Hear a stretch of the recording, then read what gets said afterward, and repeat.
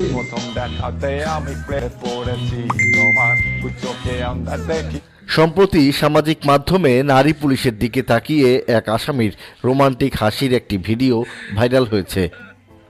ভিডিওতে দেখা যায় হাতকড়া পরিহিত এক আসামি তার হাতকড়া ধরে রাখা এক নারী পুলিশের দিকে বারবার রোমান্টিক দৃষ্টিতে তাকাচ্ছেন।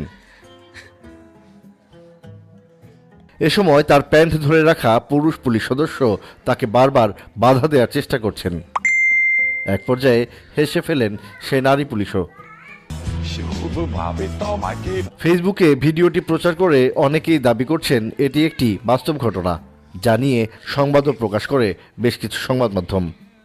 তবে বাস্তবে এমন কোনো ঘটনা ঘটেনি। ভিডিওটি মূলত বেসরকারি টেলিভিশন চ্যানেল দীপ্ত টিভির মাশরাফি জুনিয়র ধারাবাহিক নাটকের শুটিংয়ের সময় ধারণকৃত একটি অভিনীত ভিডিও।